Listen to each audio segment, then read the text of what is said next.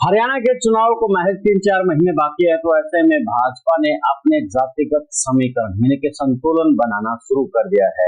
विश्व प्रेम न्यूज ने अपनी रिपोर्टिंग में बताया था कि एक तरफ जहां ओबीसी का यानी कि पिछड़ा वर्ग का नायब सैनी से फायदा है, तो ऐसे में प्रदेशाध्यक्ष और राज्यसभा सदस्य के तौर पर भी अगर भाजपा संतुलन बना ले तो भाजपा के लिए राह आसान हो जाएगी। तो ऐसे में विश्व प्रेम ने यह कहा था कि प्रदेशाध्यक्ष के तौर पर अगर ब्राह्मण समाज को पद दिया जाए तो ब्राह्मण समाज बड़ा फायदा देगा। यानी कि जो ब्राह्मण समाज पारंपरिक तौर पर भाजपा का रहा है, वो वोट बैंक और भी ज्यादा मजबूत हो जाएगा।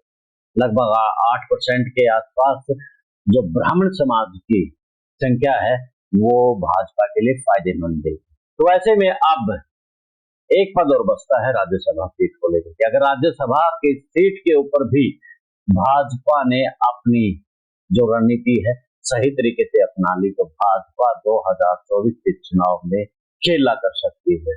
2024 के चुनाव भाजपा के लिए हरियाणा में खास तौर पर नायब सिंह सैनी के लिए तो कड़ी परीक्षा है। नायब सिंह सैनी 2024 के चुनाव में अगर चुनाव जीत जाते हैं तो वो बड़ी लीडरशिप में चले जाएंगे और मुख्यमंत्री दोबारा से बन जाएंगे।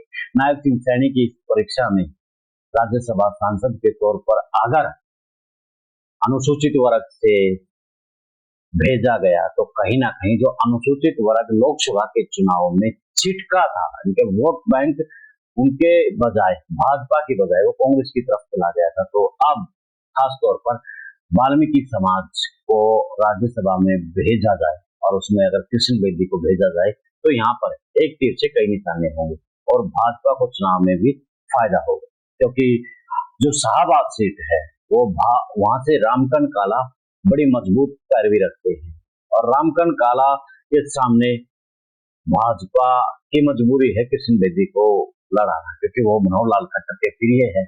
तो अगर टिकट कटती है तो वो बड़े यानी कि भाजपा से रुष्ट हो जाएंगे, रुष्ट होंगे, बिगाड़ तो नहीं सकते लेकिन फिर भी वाल्मीकि समाज के लिए बड़ा होगा। हालांकि वाल्मीकि समाज को साधने के लिए विशंबर वाल्मीकि को राज्य मंत्री बनाया तो है, लेकिन अगर राज्यसभा सांसद के तौर पर भी कृष्ण बेदी को भेजा जाएगा तो कहीं ना कहीं जो वाल्मीकि समाज के अलावा दूसरे अनुसूचित वर्ग है उनमें भी एक मैसेज आएगा, क्योंकि पहले कृष्णलाल पवार भी रविदास समाज के हैं, वो भी राज्यसभा में गए हुए। तो हाल फिलहाल राज्यसभा में सुभाष बराला को भी भेजा गया था, तो कृष्ण बेदी बचते हैं और वहां से रामकरण काला को भाजपा भरोसा दिलाए कि वो भाजपा में मान सम्मान वही मिलेगा जो दूसरे विधायकों को मिलता है, दूसरे नेताओं को मिलता है। तो वहां से शाहबाद से रामकरण काला को भाजपा से अगर चुनाव लड़ाया जाए तो भाजपा को बड़ा फायदा होने की संभावना रहती है। तो ये हमारा आंकलन है। आपको क्या लगता है? आप भी अपनी राय कमेंट्स बॉक्स में जरूर दीजिएगा। देश और प्रदेश की खबरों के लिए देखते रहिए विश्व प्रेम न्यूज। जय इजाजत, जिंदाबाद।